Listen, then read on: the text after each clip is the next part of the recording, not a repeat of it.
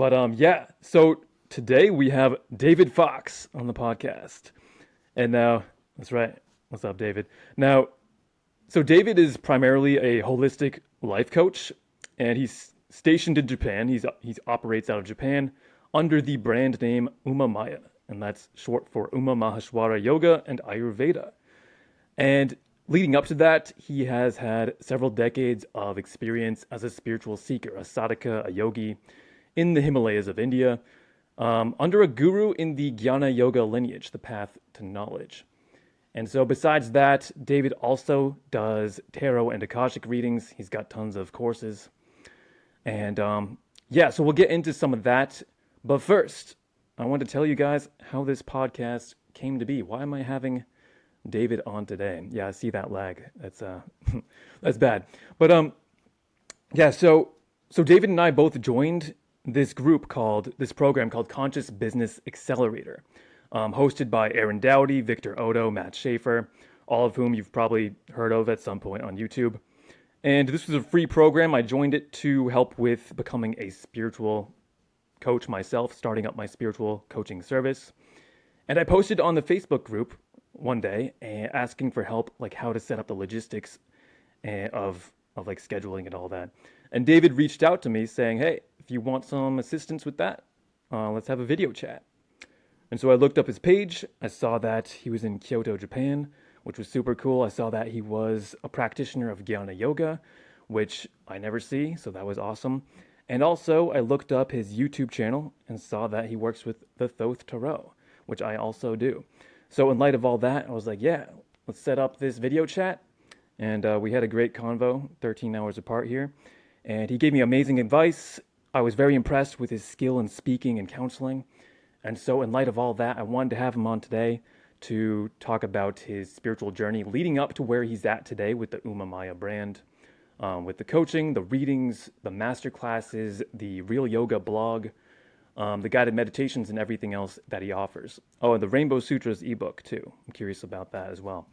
So welcome, David. Sorry for the long introduction. I feel like all that adds character to the podcast. I don't know. We're figuring it out. You're going full on pro, man. Yeah. That's what I'm going for. Yeah. Far Yeah. out. So, what can I do for you tonight? Yeah. So, right.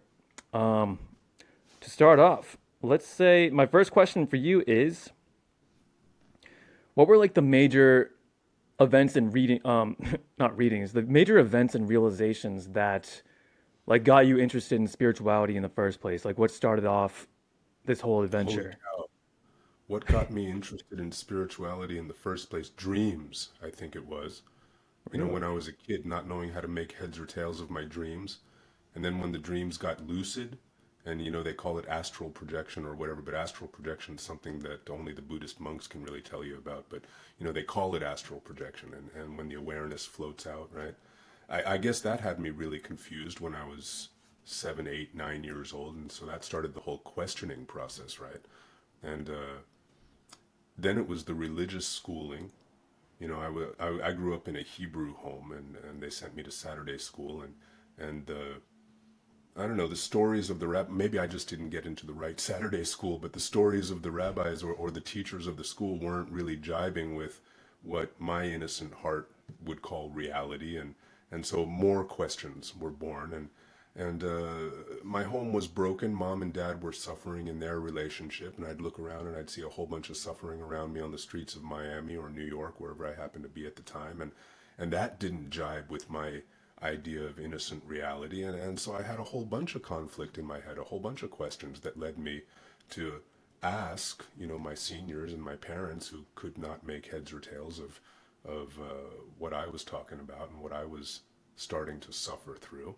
And so I started to approach books, and I guess it was when I was 11 years old that I picked up a book by a yogi named Paramahansa Yogananda, and it Mm. was all about a young lad who, possessed of existential questions like I saw myself possessed of at the time, decided to take it upon himself and go on a pilgrimage. Long story short, he wound up in the Himalayas and had found the masters of life that could help him sort through his questions, and basically he became a Superman. And at 11 years old, I thought, wow, man, isn't that the most romantic thing in the whole world? I want to do what that cat did, and that's how it started. No way. So you were inspired by Yogananda himself with the autobiography Absolutely, of a yogi. absolutely. That's awesome. Yeah, he did wonders for early America with the spirituality movement. So, Right? it's kind of strange that like more of society isn't aware of him outside of the spiritual community, It's but funny. I'm coaching a lady right now that actually got confused by the Om chanting at the Self-Realization Fellowship. She had clued into it like, there's so much going on in the States, the Unitarian fellowships and this fellowship and that fellowship, and she stumbled into his fellowship once upon a time, and they were all chanting Om Om. She thought it was the craziest thing in the world, and Maharishi Mahesh brought it over, and Yogananda brought it over, and there are a couple of really good yogis who I found myself wanting to switch between yogin and yogis at the same time, and it didn't come out. A couple of really good guys, and then a couple of really not so savory guys too, would introduce the culture into the American mainstream. And man, America is really confused about what is and what is not on the paths of yoga these days. But I don't know, you called me a life coach in the beginning. I like to call myself a yogi, and just as as a career label goes, I have to use coach, okay. and I don't know what to really call myself. Neither did my guru know what to call himself except yogi or man. But I guess a career needs some kind of label. But I do find myself very interested to get the story straight, or set the record straight, so to speak, on what exactly is yoga according to the wisdom traditions, according to the lineage teachings. Only because I'm still so full of gratitude towards my own teacher for taking me under his wing like he did, and in instructing me so kindly for 20 years in that particular tradition, that when I look out into social media and I look out into the world and I look out at how these traditions are being appropriated for this, that, or the other reason, I feel obligated to speak up, and it's become part of my job, whether it's in corporate Tokyo or corporate Kyoto, or one-to-one sessions in coaching, to bring yoga to the people. Right, the Real real yoga, yoga. real yoga. Right, hence the whole blog. So what actually brought you to India after that? After being inspired by Yogananda, what led up to you being like, okay, I got to go to India now, and then I just got to kind of I'm gonna wander around until I find like the right guru. Like, what was that whole process like? You want the story of Peter Pan, don't you? I Did do. I did I do that the last time? What, during our previous conversation? Yeah. Did I tell you the story of Peter Pan? No, no, I don't think you I did. didn't tell you the story of Peter Pan. I didn't tell you how Peter Pan guided me into the Himalayas. Or you're serious, like in dreams, like I'm this Peter serious. Pan I'm figure? totally serious. Oh man, Bring it on, yeah.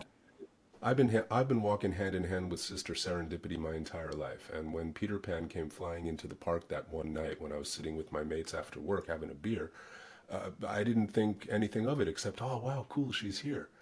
She she came into the park with she was followed by a robot, an angel, and a teddy bear, and she was dancing around, flying around the park, dancing around the park, saying, "Play with me, play with me, play with me." And all of the Japanese, they put on their best straight faces, and they'd turn up their noses at her, and they wouldn't give her the time of day. But when she flew in front of me, and she said, "Do you think I'm strange?" Big bright eyes. And I said, "No, dear, you're the most innocent, fantastic, wonderful, real thing I've seen in such a long time. Take me to your leader." And she looked back at me with even wider eyes, and like, "How do you know me?" kind of eyes.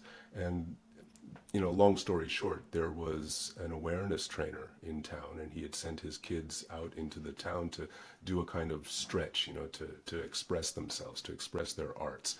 And I saw something going on there, and I knew that there had to be some kind of trainer behind this, some kind of, puppet master.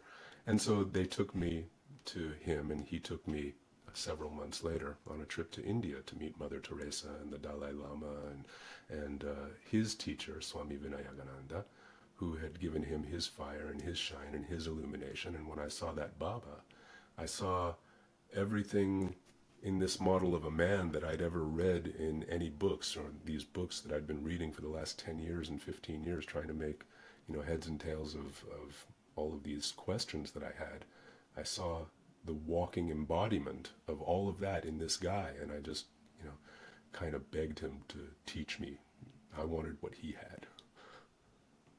So that's how I got there. Wait, okay. So to clarify, you're saying the guru that you met, he had his disciples dress up in like costumes and parade around the town.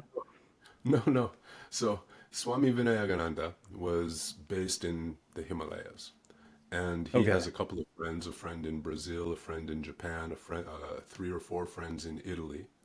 I think there were maybe 8 or 9 of us. He wasn't one of these guys with big ashrams and big crowds around him. You wouldn't know his name. He doesn't have any books written about him except the ones that I've written. He's not a famous character at all. But one of his friends, you might call him a disciple, he wouldn't use that word, but one of his students, one of his friends, was doing his gig in Japan. And his gig was teaching awareness in the only way that he knew how to teach. Like Ram Dass taught awareness at maybe not the behest of Guruji, but that's all we can teach. Once you clue to awareness, to being, to joy, to freedom and innocence, there's really no choice but to share it, right? And so this fellow was sharing it in the way that he knew by creating these awareness trainings. And one part of his awareness training was on the 3rd day of the advanced training, I think he called it, to get his kids to stretch and to explode out of themselves in some kind of dynamic art. And part of that art was to, either make up your face or put on a costume or dance crazy or just do something that you normally wouldn't do. They called it a stretch assignment, like they do in corporate coaching as well, right? Go beyond your boundaries, kind of break out of yourself, find your breakthrough through dynamic action. And that's what the kids were doing that day. 4 of them flew into the park doing their art. And I saw something magical in that. And I've got a tendency to read into things, and I happened to read that one right. And that would lead me to a Cessna into the Himalayas. All right. Very cool. Okay. I'm glad I clarified that. Okay. So the guy in Japan was actually one of his disciples, not as he would declare himself, but, a associate, so to speak, of your guru, whose name is, what is his name again? Vinayagananda Swami. Vinayagananda. I'm gonna have to see that written. That's okay. Vinayaka is one of the names of Ganesha. Vinayaga. Okay. So Ananda and Vinayaka together, Vinayagananda. Oh, okay. I'm And Devananda. you're Devananda? I'm Devananda. Okay, cool. So you got a spiritual name as well. Awesome. Yeah, they give names. Yeah, right. Yeah, I'm trying to get one Ask myself someday, but I gotta go to a guru for that. But We were sitting at the fireplace one day early on in our relationship, and he gave me that name. And I was kind of bummed because I wanted a really cool name. He had a couple, I told you about the Italians and the Brazilian, and one Italian was named Ramananda, and another Italian was named Shivananda.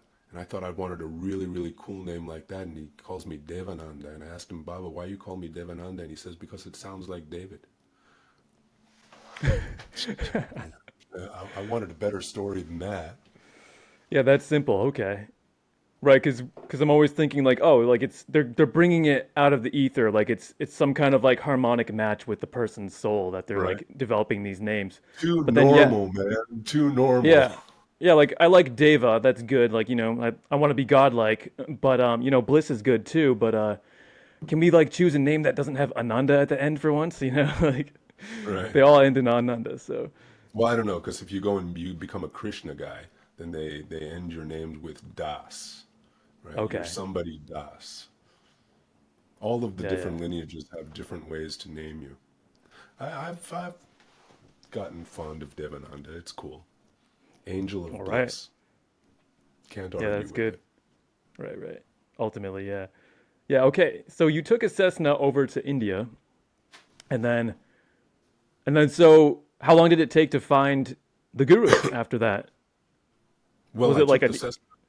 yeah. So I went on this trip to meet the fellows, but it was with the intention of meeting this guy. I knew of this awareness trainer's teacher, and that's the guy that I wanted to meet. That's the guy I'd been wanting to meet since I was 11 years old. I knew I was on my way to meet him. And when I met Peter Pan there in the park, I knew that she was going to take me to the next step in my journey. And when I met that guy, he was full of, fire and vinegar, and he was talking all the right things. And he had a picture of his guru up in the training hall, and he was always chanting Om Namah Shivaya, Om Namah Shivaya. And I didn't know what any of that meant. I didn't know about the myths or the Sanskrit. I didn't know anything about the world of yoga at that time, except his eyes were just bright and full of love when he talked about his guru. And I thought that must be the guy that I want to meet. And so he took me to meet him. And that's how the story starts. Okay, so it was relatively easy once you got to India. It You was just took some simple. kind Yeah, of yeah. It was simple. trek. Like I said, Sister Serendipity had me by the hand. All right, very No cool. I love the obstacles in my way. yeah, yeah, yeah. I love the dream elements that guided you there. Um, so then once you met the guru, then so he teaches you his techniques. How is the training with Vinaka Vinayagananda with Swami Vinaka? Sorry, we'll just forget that. How was the training with the guru? Did he teach you like the Jnana Yoga technique of self inquiry? And if so, like what else did he like have you do, like supplementary exercises and studies? So we would wake up at 4 o'clock in the morning and make fire. And we would sit there in front of the fire and drink tea, smoke a few joints, watch the sun rise, listen to the birds, and he would talk for a few hours, telling me about life and the universe and the way of man, and talk and talk and talk. The transmission of awakened awareness, the oral tradition, this is how it's been done before there were systems. It was just transmitted orally. And in the early days, I didn't think anything about taking notes, and I didn't think anything about having a micro cassette recorder, back in the day. I didn't think anything about that. I just sat there and received. And so it would be much easier to just tell you how I sat there and received, because that's all I really remember, is sitting there and receiving it. Sat by the fire, drinking tea, smoking herb, watching the sunrise. I'm in bliss. I'm in heaven. Go out to the well, pump the water, bring the water back, make a bath, make breakfast. Out into town by about 8, 8:30, walking 10, 20 kilometers into the neighboring town, walking through the valley. He's talking more, I'm sure. I don't remember. Having lunch, sitting, observing the self in all of the surroundings. Just observing the life, seeing what it means to be human. Not doing anything overt. Although the odd miracle would somehow occur whenever we were together. And maybe one of your other questions will be examples of miracles, and I'll start listing those up. But on the topic of how he taught me, right? In utter normalcy, the routine of a man, waking up, being, doing, going to sleep, waking up, being, doing, going to sleep, because I was confused. I was a confused kid. I didn't know what it meant to be a man in this world. I didn't know what it meant to be alive. I didn't know what it meant to settle down and be calm and be comfortable in my skin. I didn't know what it meant to be without anxiety, without fear, without all the tribulations of the emotions. I didn't know any of that. So I'm guessing that those early years were very much engaged with calming this overstimulated mind, because 20 years later, I said it was an oral tradition, right? And I didn't start taking notes until about 10 years into the relationship. But even when I started taking notes, and now I've got copious notes, now I've got books worth of notes, there still wasn't a precise system, like, on this day we do Shakta Upaya, and on this day we do this, and on this day, sadhana is structured like this. It wasn't presented to me like that. It was, Devanand, make the fire. Devanand, get some water. Devanand, make the tea. Devanand, listen to this music, put on this music, change the cassette, right? And the Sanskrit is now coming in, or the Tamil is now coming in, and I find myself starting to chant the mantras naturally, and maybe he would slide one into my ear sometime and say, here, chant with this. But like I said, the instruction wasn't overt. And after that relationship had finished, after we were together for 20 years, after he died, after I came down off of the mountain, that would be really the first time that I'd be pulled towards academia to find out what had been actually researched about the world of yoga, what scriptures existed. And then I would find out much later only that lineage traditions existed, that what I'd been practicing was what the Buddhists call Vajrayana Tantra, or what the Indians call Agor, and I started finding names for what my guru had been introducing me to all of these years. I didn't even know the word sadhana. I didn't know any of these words. I knew Jnana Yoga, because once upon a time I asked him, hey Baba, would you teach me Hatha Yoga, please? Because he had sent me down to the south, into Tamil Nadu and Kerala, to learn a bit of Ayurveda. And interning in an Ayurvedic hospital, they had turned me on to Hatha Yoga routines as part of this system of rejuvenation, total rejuvenation of the body. And I got really interested in Hatha Yoga, and I started learning that there was a body approach, an individual means, a bodily means to the exploration of these wisdom mysteries. And so I, ran back to the Himalayas and I said, Baba, teach me more about Hatha Yoga. And he says, what do you think I've been teaching you all of these years? And I said, but you've been teaching me this Jnana Yoga, right? And he says, yeah, well, when this thing comes into order, then the body is naturally going to come into order, so you don't have to think about much along the Hatha Yogi lines. And I wouldn't really know much about what he's saying, but I was a very, very good student because I didn't talk too much. I just listened and absorbed whatever he was giving me, so I was good that way. But when I did come down off the mountain, when I did start researching into the scholarship that was there, it was so cathartic, because I understood why he'd been telling me these things for all of these years, and to find Oxford scholars that had actually translated the Tantra Loka, or to learn of sages like Shemaraja or Abhinavagupta, or all of these guys who had actually taken the recognition of the essence nature and put it into poetry, and to put it, and actually made systems of study out of it.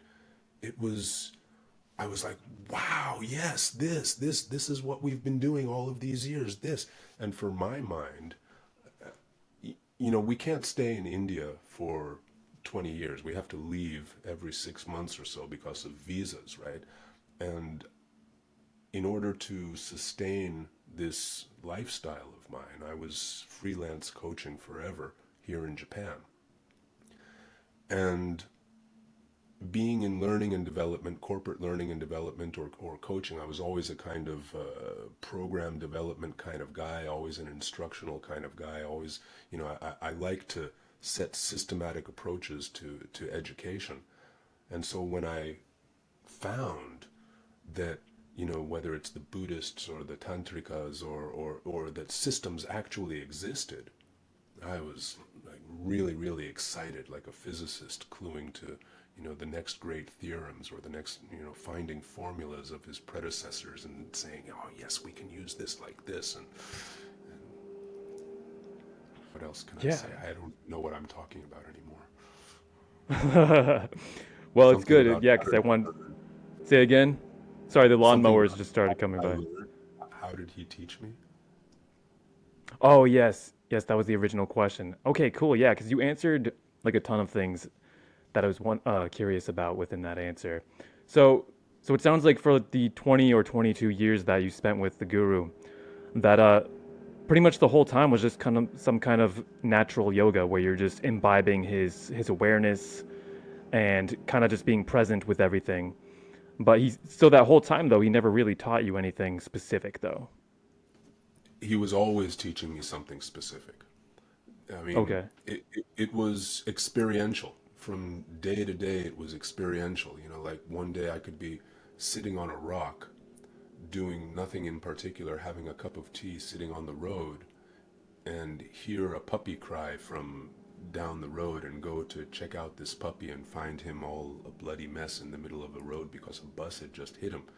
And being overcome with compassion, take that puppy to the side of the road and unscrew a cap of water, pour it on the puppy's head, and suddenly this puppy is jumping up for joy and love and all healed and flying away. And there's a crowd of people standing around just watching me, you know, totally awestruck. And I don't know, I didn't see the people. And I wouldn't really recognize that there had been a crowd there until my master, who was also part of the crowd, would walk over to me and, you know, little laugh, little gruff laugh, lucky puppy. And he'd engage me in a conversation at that point and ask me a question. Hey, David, over there in Japan, you have this thing called Reiki? And I'm like, yeah, yeah. And he's like, how long that takes to work? And I just look at him because I know that there's some kind of test coming now, right? And I'd say it takes 1 second, right? And he says, really, 1 second? And I'm like, Baba, you know, right? And he's like, yeah, I know. I just have to do this, blow the breath, and that thing will be healed immediately. And the teachings kind of came in in the middle of an experience, right? You know, one day we're sitting in a chow mein restaurant on the main drag of a local town, and I have a humongous question about consciousness. And that, you know, he's always talking about consciousness and how vast this awareness is and how powerful this awareness is. And if only I know the vastness of self, I'll know absolutely everything, all the gods in the universe. It's such big stuff. And the little me is thinking, yeah, you know, but if it's so powerful and so vast and people like you exist, right? And you're not the only one, right? You know, there's other fellas like you who exist, right? Why isn't there something like world peace? Right? Why can't this awareness be kind of just draped over the entire planet and just chill this place the fuck out? Why not? And so he said, okay, I'll tell you what, Devanand, you go back to your hotel and you meditate on this. This is now 10, 12 years into our relationship. The ashram has been bulldozed. I've been moved out into the town to see myself in the midst of all the people. You say, go back to your hotel and meditate on this question, and tomorrow you come back and with your answer and you show me how deep your gyan is. And so okay, this is my instruction for the day, to find this answer through my meditation. And so it's a gorgeous day. It's an autumn day. The weather is beautiful. I don't want to be stuck in my hotel in this meditation. I take myself out to the river, gorgeous river going through the valley, and I hop onto a huge stone in the middle of the river, and I let the sun pour down. I take off my shirt, and just a white guy sitting in the middle of an Indian river, enjoying my meditation. I fall into my meditation. I just let the love and joy of illumination itself permeate me, and I'm right there in my meditation. I feel the sky clouds part. I feel the sun. I feel the love. I'm totally focused on world peace and love and the spreading of love, love, love. Feeling so good when I hear from the far bank, hey, what are you doing over there? And I open my eyes and I see this guy kind of happily jumping up and down on the bank over there, an Indian guy, a local fella. He says, what are you doing? Are you doing some kind of yoga? I must have seemed a sight to him, some white guy sitting in the middle of his Indian river there in the Himalayas. He says, you doing some kind of yoga? And I'm like, and I really want to get back to it too, right? He says, hey, you're looking pretty good. And he kind of jumps daintily over onto my rock and he says, "Hey, how are you? I'm just visiting in this local town. I'd like to take a photo with you." I'm like, "Yeah, okay, cool. Let's take our photo. Let's do that." And so good-naturedly, I put my arm around the guy, and we take our photo. His girl, I think, was there taking the photo. And then he introduces himself. He sticks out his hand and he says, "Hello, my name is Manish. In these parts, they call me the God of Love. How are you? What can I do for you?" So that's how that manifests, I thought. And that was an interesting bit of synchronicity for me. I thought that after 10 minutes of meditation, it kind of goes like that and it answers like that. But it didn't answer the full question. It didn't answer the question of how much do I have to meditate? How deeply? 10 minutes called one guy. Okay, so would 100 minutes call 10 guys? Would 100 hours call 1,000 guys? Would 1,000 hours be enough? Okay, so there's 500 million monks around the world doing this job right now. Why hasn't it happened, right? Or is this just the number that keeps us from tipping over the brink? I don't know. I never got the full answer, but that day provided, that experience provided the conversation for the next day when we met. And that's how the teachings happen, from one experience to the other experience, from one question to the next question. Yes, there's self-inquiry. Yes, there's this process of burning through all of the stories and burning through all of the previous identifications that I've made with myself. Yes, there were tales of magic and tales of silence and tales of exercises and practices and disciplines and tales of being shocked into understanding through, being scorched by Shiva opening up his third eye and just really burning me when I couldn't burn myself enough. Sometimes I just had to be shocked. Tales of speaking to the animals and all sorts of good stuff. But it wasn't a Right. 1, 2, 3. It happened like this. It happened from day to day, from moment to moment. A man carries fears and anxieties and worries. I'm the sum total of everything that I've ever thought and everything that I've ever sensed, and it's all been caked upon my psyche, all of these samskaras, and I carry that to Guru. And they say, the legends of the Guru are true. They say that the Guru will help you burn off your samskaras, burn off your karma. And once upon a time, I was carrying around this fear of centipedes. I was hooked up with this girl. And it's just one anxiety amongst millions of anxieties that create this big ball of sludge in the heart, right? I was carrying around this fear because the girl that I was hooked up with, she was afraid of centipedes. I was never afraid of centipedes, but she passed along her fear to me because we were living in a shack in downtown someplace or another, and the shack was, it was old, and it was next to a mountain, and centipedes could crawl through there sometimes, and I didn't care that much, but she was forever on, "Oh, I don't like centipedes are scary, centipedes," and I still wasn't really that affected by that particular fear until one night in the middle of the night at 2 o'clock in the morning or something, she woke up screaming like a banshee. A banshee, man. I mean, it was a kind of, and that is the scream that woke me up, and that one penetrated my head, and we lifted up the futon, and we saw this pretty good sized fella squirming in between her legs. She had just been bitten by something that she called how the thing crawled inside the futon, I'll never know, but that scream penetrated me, and from that moment I was pretty, where the fuck is the guy coming from? This guy's gonna hurt me. This guy's gonna bite me, and I'm gonna scream like a banshee. And now I got all this worry, and so it was a few months later that I'd go and I'd visit Babaji once again, and as soon as I arrived into the valley, it was late. It was late that time that I came in. I was put to bed immediately. I think I rolled into the valley at 11 o'clock at night off the bus or something, and I went to the ashram and knocked, and he said, "You just go to sleep and we'll talk in the morning."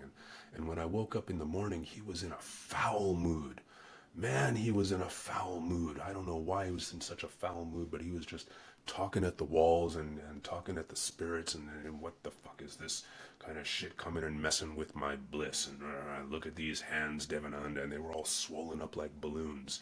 Something has come and attacked me in the middle of the night, these bloody nuisance guys. These bloody and he was just a stern old wizard that happened to be in a really bad mood because something had come and fucked up his bliss, right? Who are these guys to come and make such a nuisance? Look at this shit. Now I'm going to have to go and visit a doctor, and I'm going to have to take care of these hands somehow, and who's going to make my chai?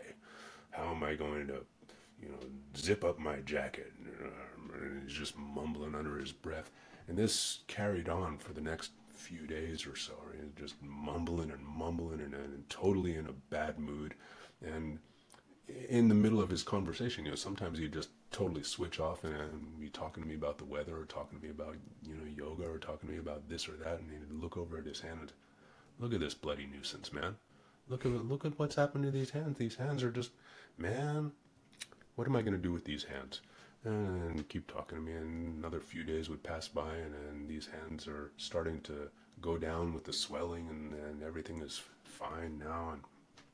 And I'm sitting on the temple steps one day, and there's a little centipede there sitting on, and that area didn't get centipedes, but the master came out of the temple and he said, yeah, that's the guy. That's the guy that you brought with you from Japan. That's the guy that made all the nuisance in my hand, Okay. that bloody nuisance guy. And what I had had until that moment was a week of this particular feeling penetrating my mind, that there wasn't any pain associated with it, that there wasn't any great drama associated with it, but that it came in and fucked up his bliss. It came in and made a nuisance. It came in and, it came into a place that it had no place being, but it didn't really make a problem, except it puffed up his hands and put him into a bad mood, right? And it was just this guy, and so I could clue to the fact that, I brought my fear with me, and that he'd created this drama for me in order to help me burn away this fear. And then he would tell me, okay, so, when you go back to Kyoto, you just, next time you find one of these guys, you just burn him. You just burn him, and that'll take care of it. And the smell of the burning will let all the other guys know not to come into your house. And that was the way to take care of the centipedes.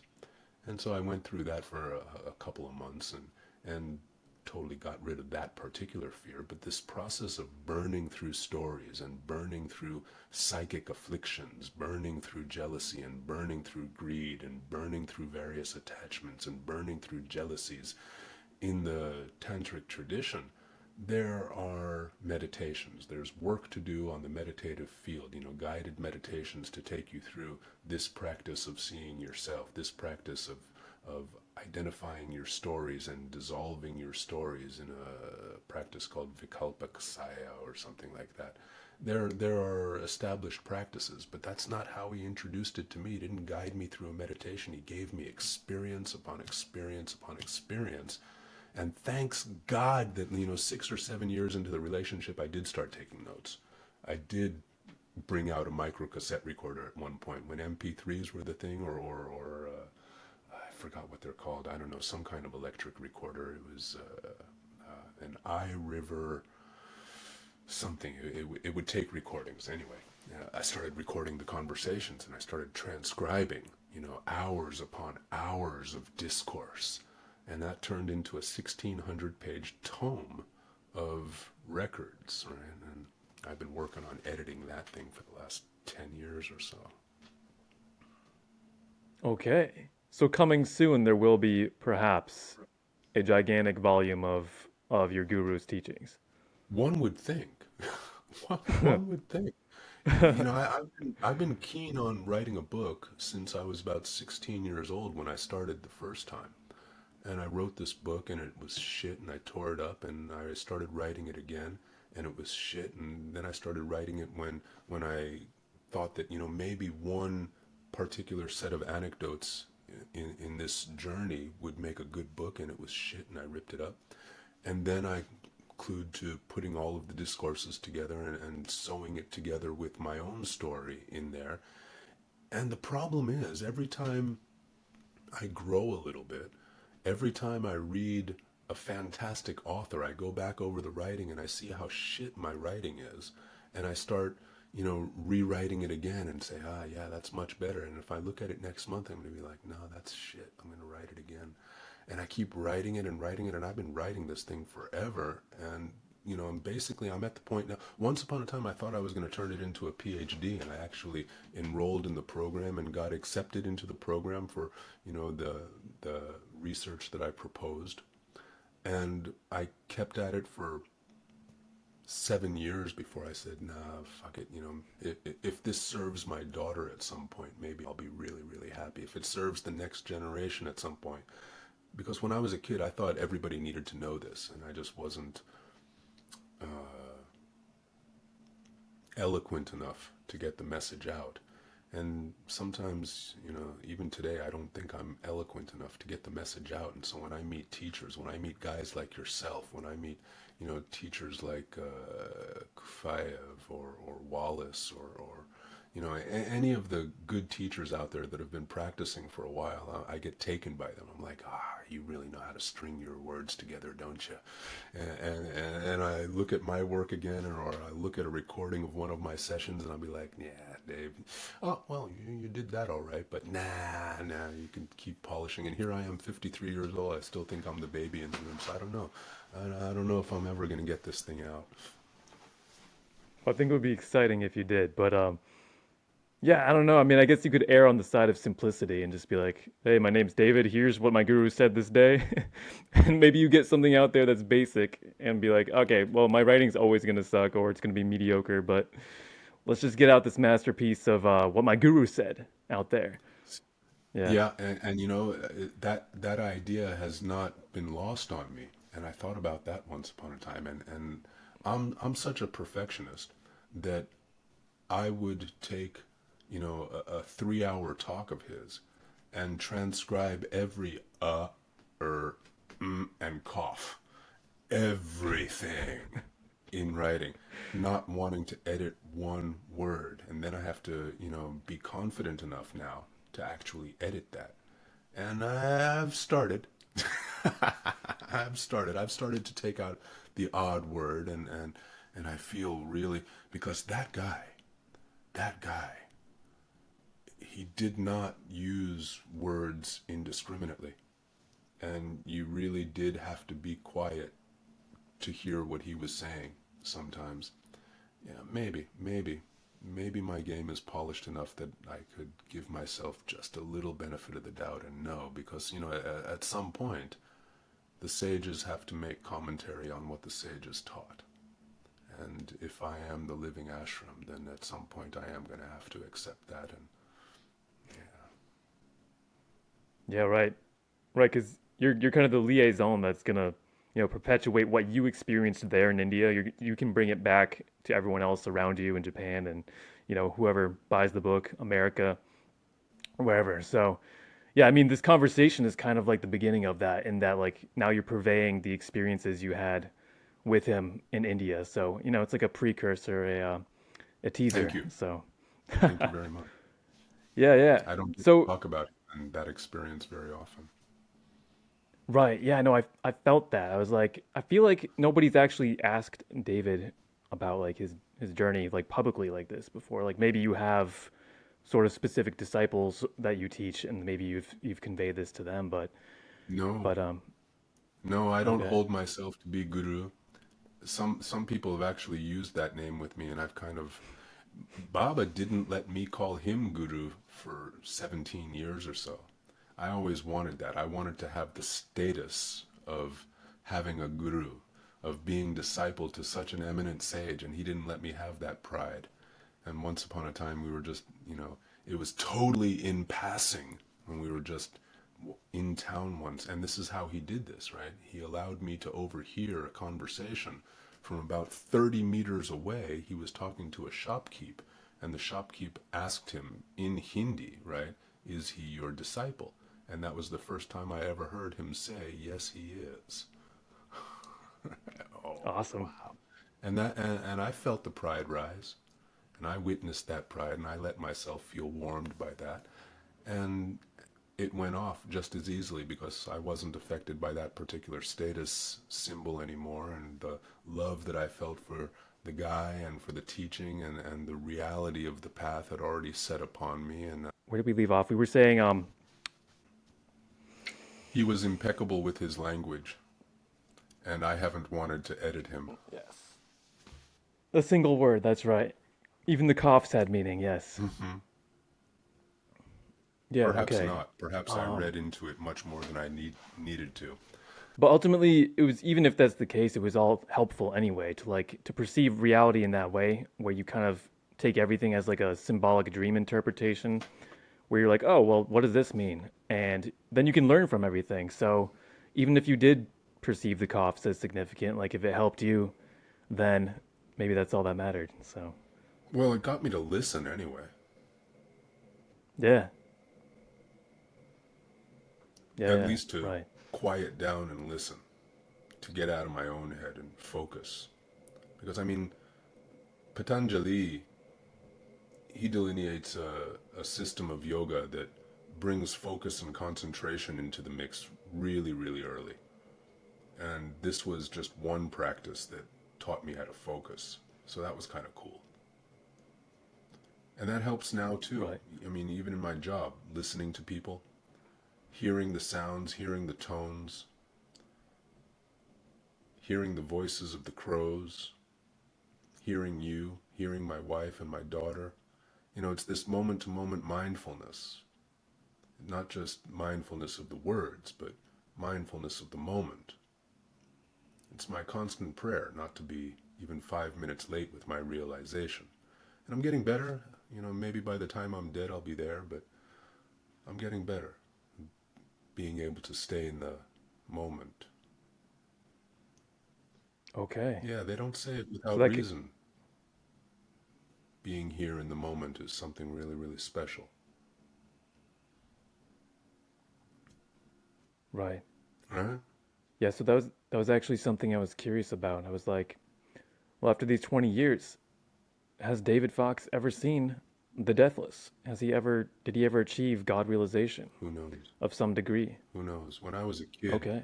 When I was a kid, I wanted to see the face of God. That was what started the whole thing. I really wanted to know, because, from really early on, like I said, mom and dad were separated, and I missed dad. And somehow I created a relationship with what we call God, and I called that God Dad. And that was the most natural thing in the world for me. But I had another dad too, a real dad, and there wasn't any disconnect there. One was dad and one was dad, and I felt really, really good about that until all of the stories started invading, and the temples would say this, and the books would say this, and the myths would say this, and I got really curious. I wanted to see the face of God, and so the first stop was the Holy Land. I thought I'd see him in the deserts of Israel. And I told you that story, right? The Bedouins, right? I No, didn't. What did we talk about last time? So, I went. just coaching stuff. What? Just coaching stuff. Well, okay, so I stopped off in Israel before I came to Japan, and that's what that was all about. I wanted to know God. Have I ever experienced God realization? I mean, the question becomes, what's God? Right? We talk about reading the Akasha, right? The Akasha is a Sanskrit word meaning everything. That's such a huge word, everything. If everything is God, have I achieved God realization? Am I realized because I know that? Do I know that? Do I know that, or is this just another story painted on my mind? I can't know that. I think there's a lot less that I know that I might think I know. I know less than I might think I know. Okay. So did you have like any kind of at least deep absorptions of samadhi while you were there during that time? So this is an interesting thing about the samadhi construct. There's 9 or 10 or 11 levels of samadhi, like you're familiar with the Buddhist construct of the jhanas, right? There's 4 levels of those, Yeah. right? And the tantrikas call these waking realities and dreaming realities and sleeping realities, and there's so many different levels to the reality. this question, have you ever been absorbed into the reality? Sure, I'm absorbed into the reality right now. At what level am I absorbed? Kind of hard to say. Kind of hard to say. What's a story? What's a story, man? These are all useful fictions on the way to silence. Every single one of them. Every single one of these. Useful on our ways. Creating foundations that might support us on the way to a particular goal. Okay. Is this awakened? I don't know what that means. Is this realized? I honestly do not know what that means. How do I feel? I feel it all along the spectrum. Every single one of them I feel. I'll entertain all of the guys. Am I any of that? No. That I can say for sure. I'm not any of that. But all of that is here in me. And so the stories of, seeing Buddha sitting underneath the tree entertaining all of the guys, that makes sense to me when I see that. And I think, hey, there's some brilliant artists out there, because that's how it is, isn't it? Right? And the stories of the warrior Buddha with his sword and his lasso, saying, hey, man, don't tread on me. Yeah, that makes sense. I like that. I like that. Yeah, guys, stay away. I don't need you right now. Or maybe you're going to serve.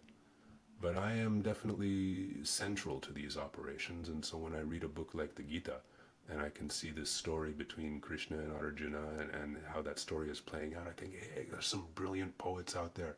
They did really, really good with that story.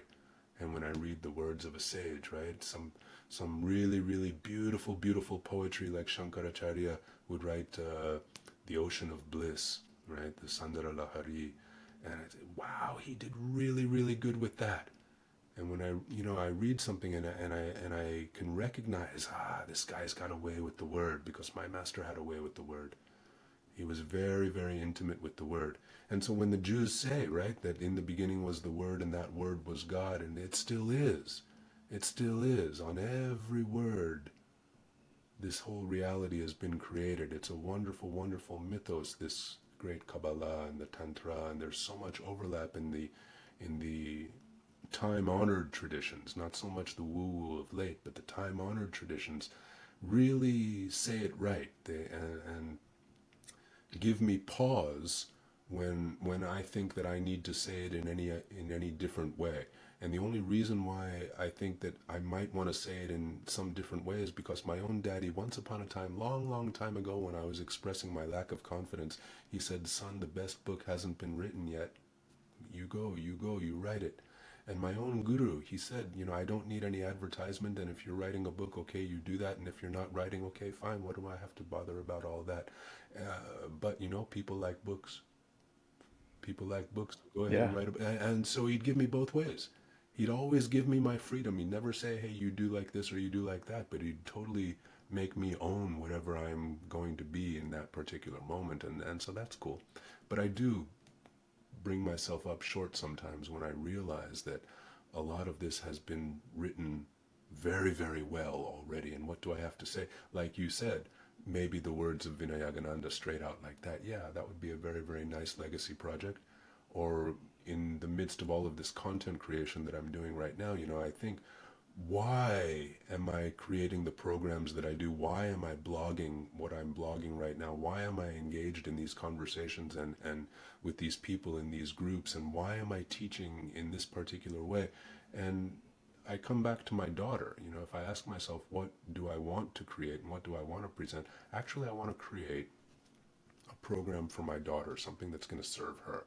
What do I want to write? I want to write a book that she'll be able to use someday. I feel alive for her, and so yeah, that's where my head is, and maybe it'll be ready for her by the time she's sweet 16 or something. Yeah. No, I find that to be a great motivation myself, actually, for literally any project. Like the thing that gets me to want to put energy into it and like actually complete it is, am I doing it for somebody else specific? And like I literally started that recently. That actually activated one specific like ebook, the short ebook that I'm working on now. So yeah, that might be the motivation to use. But I think that, like you said, all of the ancients have really outlined like all of the wisdom very expertly and perfectly. So why should we write something new? But for me, it's like the modern populace, they're never gonna find those ancient things. The people who find them are the ones who are already like looking for them. So for me, I know that through my writings that I'm going to do, like my goal is to represent all of those ancient teachings in a way that modern people are going to be excited by and consume. So that's kind of my way of getting it out to them and getting them interested. And for all you know, maybe that's going to be the linkage they need to get into the classic stuff themselves. So yeah, that would be my answer to that. Should you make proprietary David writings and projects? My answer would be yes. So No, I like it, man. I mean, there are modern sages. There are definitely modern sages and modern guys putting out the word really, really well. And I have tons of respect for quite a few of them. Uh, perhaps I'll join the ranks at some point. People like the Rainbow Sutra, and I look at that Rainbow Sutra, which I wrote 5 years ago. Man, that's not a great piece of writing, I think, but it seems to resonate with some people. okay. All right. Yeah, because I was curious about that. I was like, what's the deal with the Rainbow Sutra? Is it kind of like a overview to yoga, like the principles So of practice? when I came down from the mountain, and I told my wife that I wanted to now start teaching this stuff, and she says, "Okay, you go and get your license." And I laughed at her, right? And I said, "I've been up with this Swami for the last 20 years, and you want me to go into some place and get a license?" And she says, "People like licenses. You go and get yourself licensed." And I thought, okay, all right. So I took myself to school for a couple of years, and I learned this thing they call yoga therapy. And the the the teacher was just horrible, just a horrible teacher. That the teacher didn't have any respect for words at all. And I'm coming from a place where words are impeccable, where words actually mean something, where words have a power. And she didn't have any respect for the word. And her teacher was, well, I mean, she was a product of her teacher, so I didn't really know what I was doing. But long story short, the Rainbow Sutra is my final thesis in that school.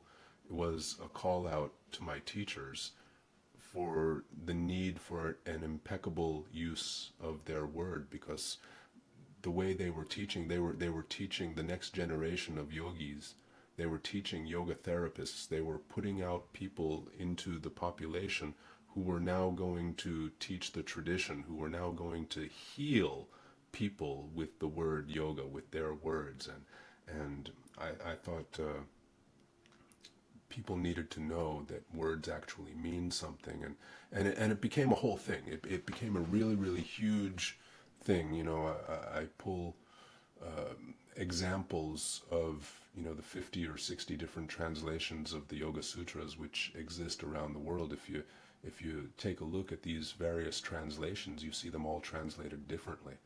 And these different translations leave different psychic impressions, and they make different impressions and different understandings, and words actually mean something, right? They do mean something. And the Yoga Sutras are a serious piece of work, and the work of sages are pretty serious pieces of work. And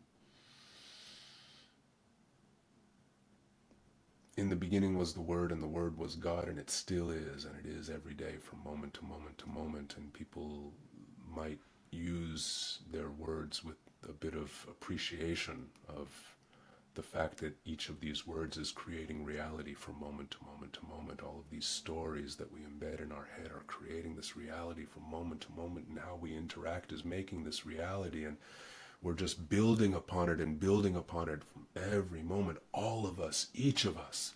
The Rainbow Sutra is about this, and about the need for people who are calling themselves yoga instructors to be very, very aware of this.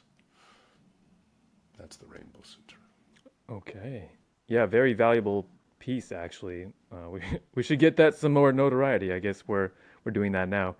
But yeah, because that's really like a missing piece for it all. I mean, that's the whole point of your Real Yoga blog. It's about showing people like what is real yoga, like what is the full picture. Is it just the exercises, the hatha yoga stuff, or is it actually part of a whole system designed to bring you to self-realization? And then, what are the what are the principles of living under a real guru?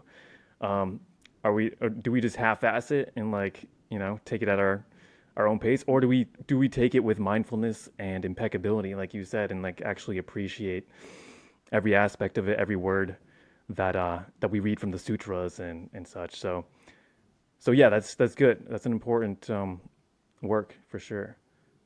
Yeah. Okay.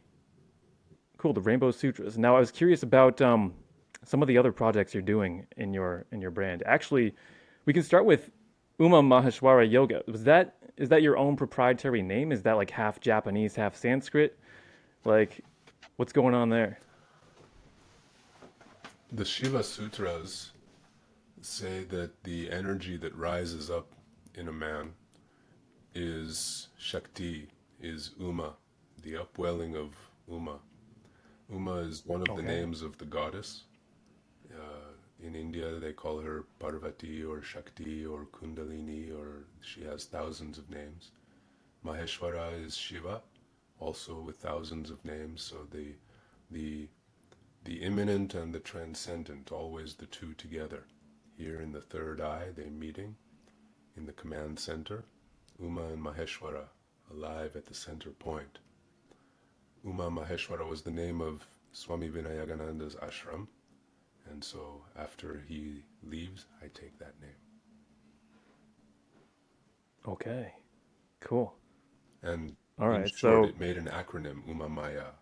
Uma Maheshwara Ma, Yoga and Ayurveda Y and A, Umamaya. right. It's actually genius. I found like a little blurb somewhere randomly on your site that explained it. I was like, oh, that's kind of cool. Right, I thought it And it's got rolled the off. word I thought Maya it in rolled it off too. the tongue, and it would be easier for people to remember than Uma Maheshwara. Oh yeah, right. Right, right. Yeah, Americans would be like, how do you say that? Right. But no, it sounds Japanese too, fortunately. But okay, that's fascinating. Now, I'm kind of curious about that ring you said that your guru gave you right there that you're wearing right now. This one, Are you wearing it? the snake. The silver one? Yeah. So that was his for all those years, right? You said he was wearing it Yeah, like for ages and he just gave it to you one I day? coveted it. I really wanted it. You smiggled it? Okay. That's exactly what That's so I funny. wanted. He gave me a bunch of rings all the time. He was giving me rings. He'd give me the Tibet coral stuff, and he'd give me, really ornate snake ones and ruby ones and garnet ones and emerald ones and this one and that one. I wanted this one, this really simple one that was forever on his tandoor burnt fingers, and he was always sporting this one. I wanted this one. Okay. Now those other rings, did he like, are you saying like he manifested them out of the ether or like he No, he would go to a bought store? them from a jewelry shop in town. Oh, okay. And no, he wasn't a Sai Baba kind of guy, but yeah, he did interesting stuff too. Yeah, do you want to talk about a few of those things? Because you mentioned, I mean, the puppy story is pretty incredible, but you said there's probably like a solid list of like cool mystical things that did happen during your 20 years there. On the very first day I met him, we were sitting in his room. He was sitting on his bed. We were huddled around him. This was before I called him Guru. And during that time, I was just sitting back and watching him, just watching intently because I saw something. And actually, it was the third day, I think, because I came close. I got close to the bed at some point. He was sitting on his bed. His awareness trainer student friend was sitting in front of me, and his wife was sitting next to him. Baba's sitting on the bed. Baba's talking about something. I don't know what he's talking about. Maybe he was chastising his student for his lust or his anger or something, whatever, I don't know. I don't remember. But at some point, a curtain of shimmering something fell over the room, and it became quiet. Really, really quiet. Like just time stopped. Everything stopped moving. And a girl who had been sitting next to me on this side, she started moving like a snake. And she got up on top of Baba's bed. And she was just kind of sitting there. And I was looking at Baba. And Baba was resting on the back of his bed, moving his finger like this. And sometimes snarling. And she wasn't looking in his direction. But if I'd see her, she was very much responding to whatever he was doing with his, however he was doing that. And to look around the room, nobody seemed to be noticing what was going on except me and this student's wife. The student's wife could see it, I could see it, but nobody else seemed to be able to see it.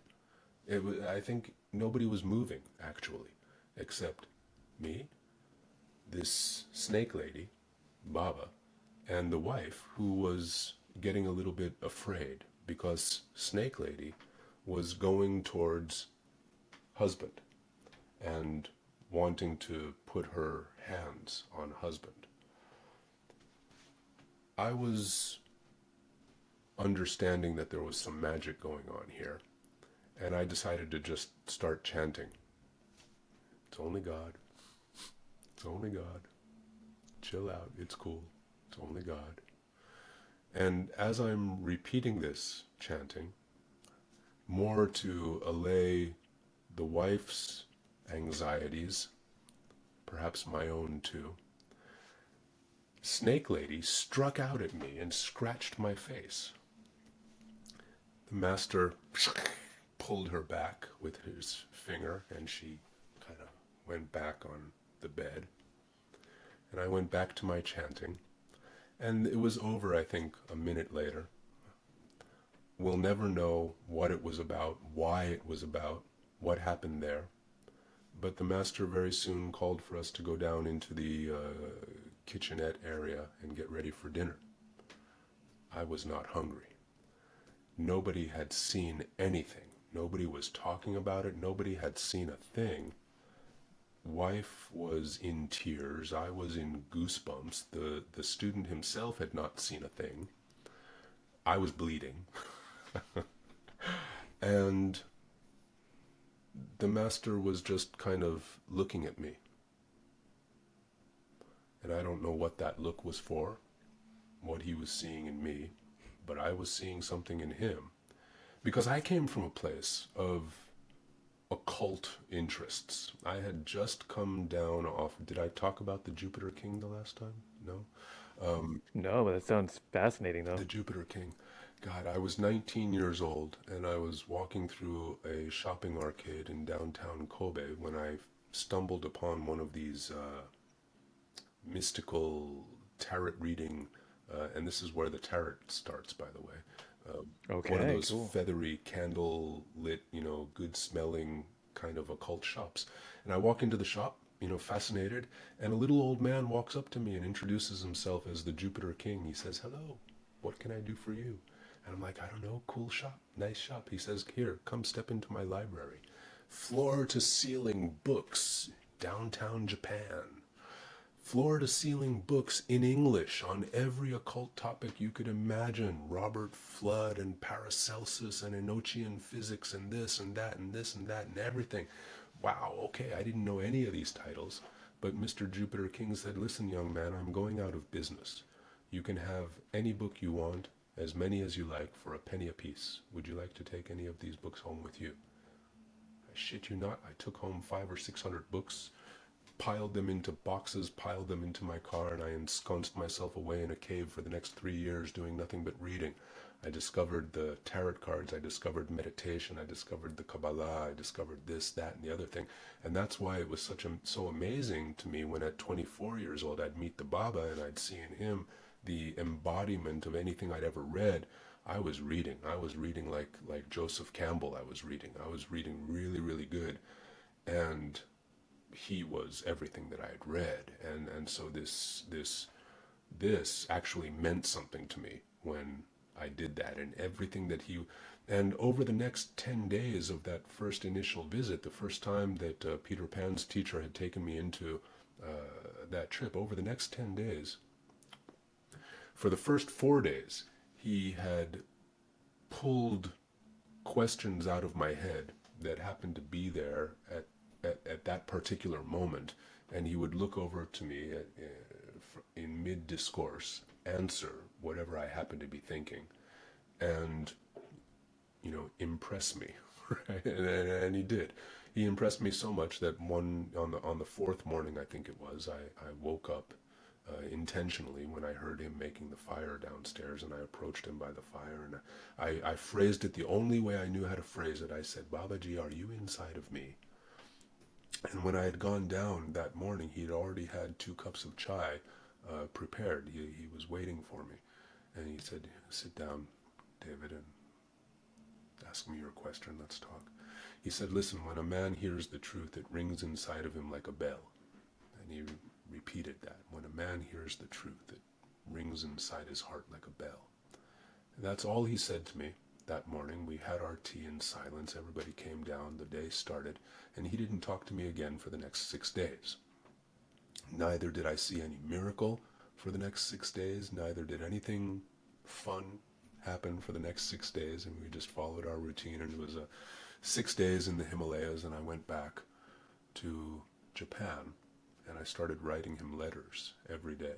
I wrote him 1 or 2 or 3 letters every day, and I started sending him these letters, and I started sending him my books with questions about these books, and everything by express mail and registered mail, and I don't know how many bucks I spent on sending him books and letters for 3 months every day. 1, 2, 3 letters for 3 months. He never answered one of them until one day, 3 months later, I was playing chess in downtown on the street, street chess, and my mobile phone rings. He says, "Hey, David, this is Babaji in Kullu. Are you coming back to visit me?" And that's how that started. That's how the relationship really started. And so then it was puppies and centipedes and making fires grow and levitation and glowing emerald eyes and all sorts of fun stuff, good stuff, but not so much on the magical, mystical stuff. Sometimes just to show me that something was possible, but not so much on the development of the city, not so much on the development of the power, but more, he was always encouraging me to normalcy, always encouraging me to routine, always encouraging me to feel into my humanity, always encouraging me to get married and raise generations and know the joy and sorrow of my own father, always encouraging me to just be as a being, do as I do and be as a being, and if I'm interested in something, then to get focused and one-pointed on that interest, because that interest is there for a particular reason. For that purpose, I'm here. Much more normal than enchanting, but I'd soon find out that even normalcy was mystical in itself. I mean, real normalcy, the ability to be normal, to be cool, is almost as mystical as it gets, really. I think people could do with a good dose of normalcy, actually. That's a good point. It's actually kind of hard to achieve. And it's mastery. Normalcy, it takes mastery to achieve normalcy. It really does. That's funny. It really does. To get rid of some of this baggage, oh my God. And if you could get rid of all of that baggage and really see that gem humming at the center, really get in touch with that hum. Right.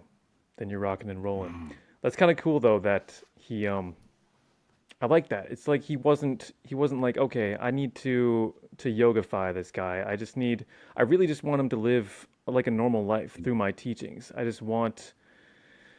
guess that's kind of like the Zen teachings almost. It's kind of like, all right, well, we do this meditation, but ultimately we're just trying to find enlightenment in ordinary life. And so that's kind of what he wanted to do for you was give you like a superpowered life by by making everything simplistic and normal, by getting rid of all the BS that's in the way of doing that.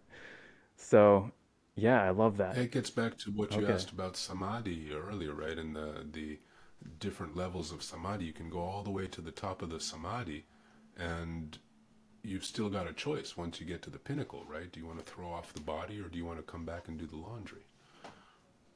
Right? I choose the laundry, Right? yeah. The laundry is good. Life is good. I like this life. A lot of people talk about liberation and wanting to escape the wheel of samsara, no more coming back. I don't know if there's any truth to reincarnation and transmigration of the soul. How could I know? But if there is, I'd like to come back. This is cool. I'm enjoying this. This is nice. I hear a lot about wanting to escape this, and my guru was forever saying, no, enough is enough. I'm ready to go back. But the joy I experience with my child, this is great. This is nice. I mean, if you have enough bucks to enjoy the life, God, this is cool. Right. Right. The idea of escaping samsara really only comes into being once there's like problems, I really. think Like it's, if you don't have the I, bugs I and like think yeah, it's all about suffering, right? Isn't that what all of the yeah. teachings say? It's all about suffering. Yeah, I mean that was like the Buddhist teaching. It was geared towards putting a complete end to Right? suffering.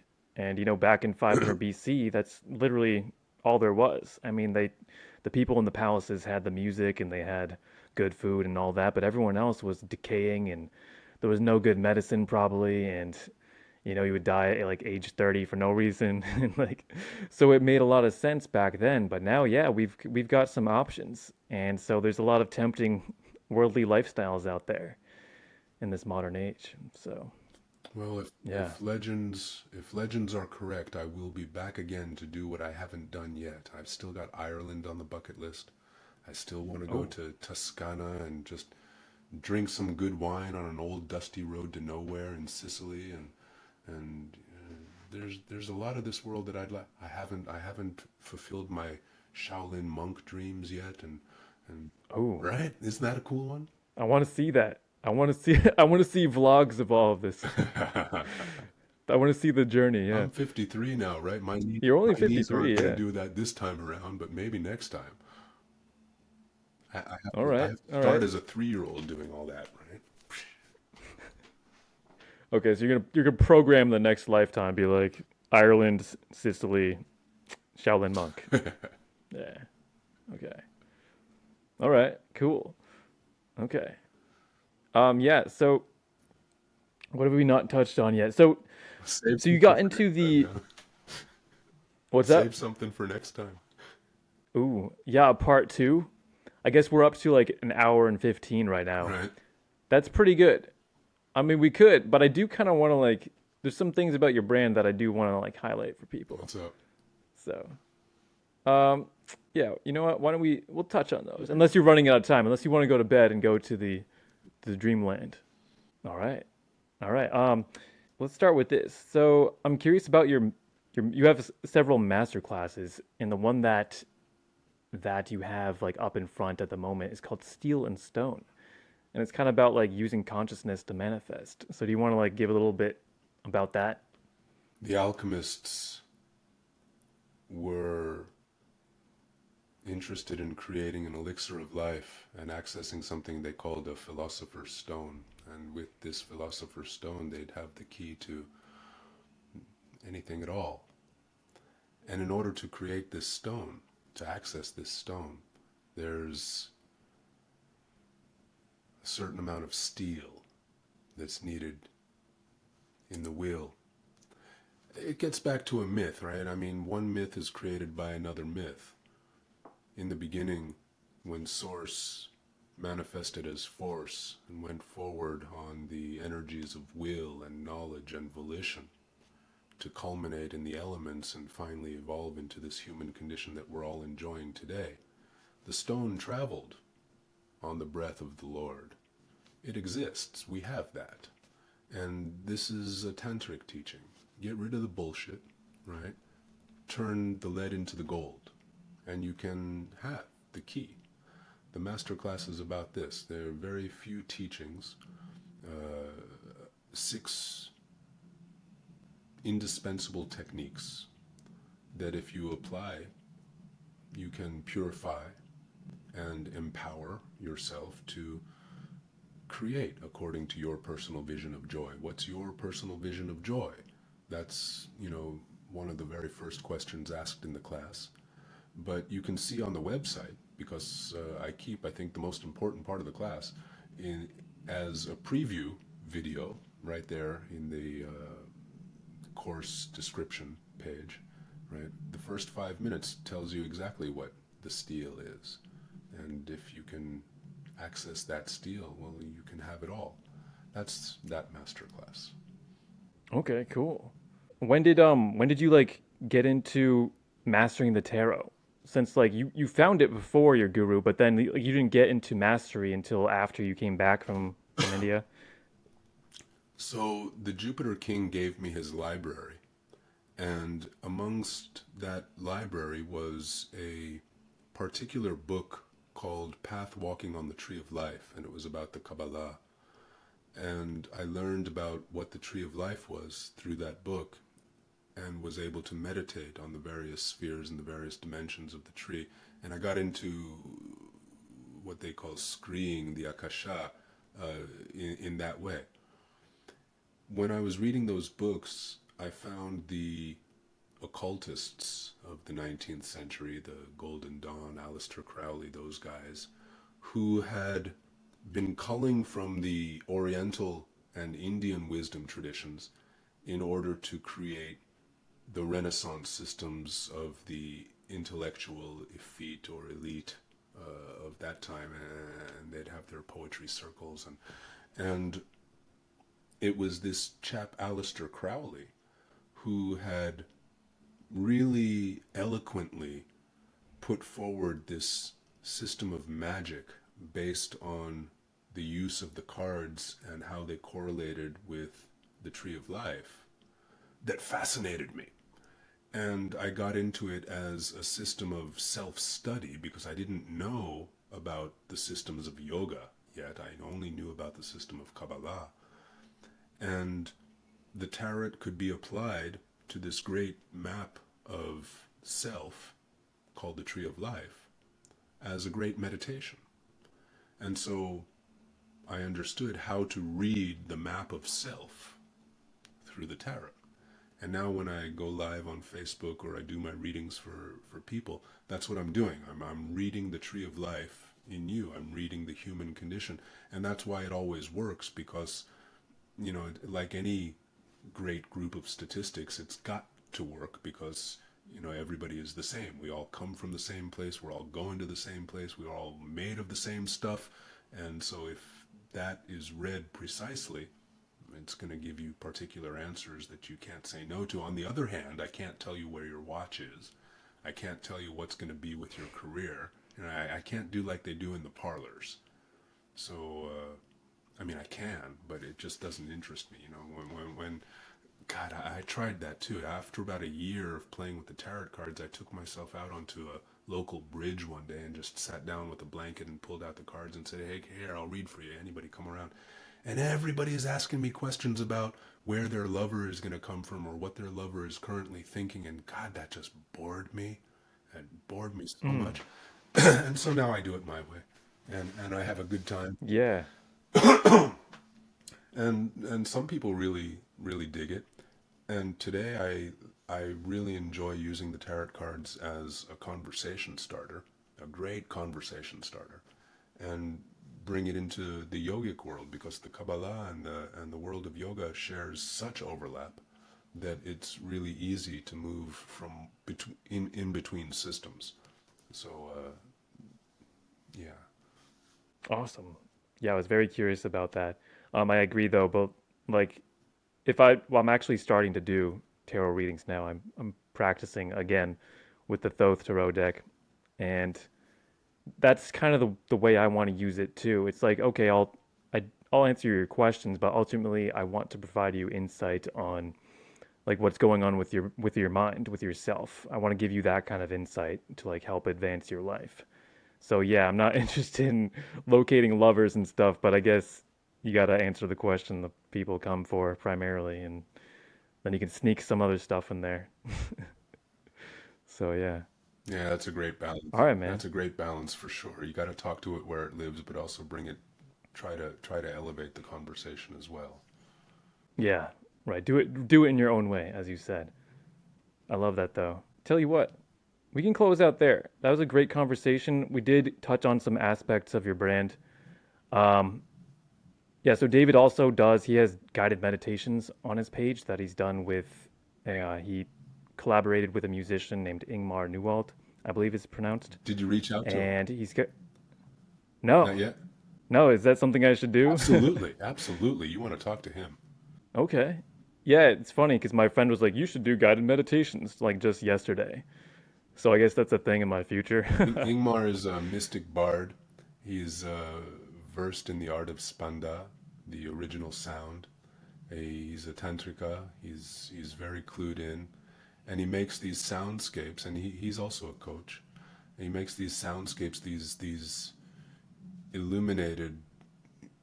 They're just I can't describe them. He is with sound as I am with the word. He's magnificent, and he creates the background soundscapes for a lot of my meditations, and so there's some really magical stuff in there. But he's in the Real Yoga group, so you know, yeah, Okay, he's there. that's kind of funny. Right on. Okay. Well, how did you meet him anyway? Facebook has been a real boon. I was writing on Quora for the longest time. Uh, I don't even remember how I met Facebook, but I got onto Facebook and just met a lot of people through Facebook. It was this Okay. Corona, this COVID-19 time, right? This last 3 years that I found myself with a lot of time on my hands, and it was during that 3 year period that smoking too much, that I found social media, that I found YouTube, that I found Quora, that I found a way to be engaged with the community because I had always been doing my stuff live around here in Japan. And COVID was awesome for me because I had such struggles with trying to do what I do with the Japanese community because my Japanese is clearly not as good as my English. I can do it, but I do English much better. But I wasn't used to using English actually. Like I said, with the Swami, I was a silent guy. And here in Japan, I'm a Japanese speaking guy. But when COVID forced me inside the house for 3 years, right, I now had to start polishing my game and taking myself up to the next level, rediscovering my own language and putting myself out into the global community.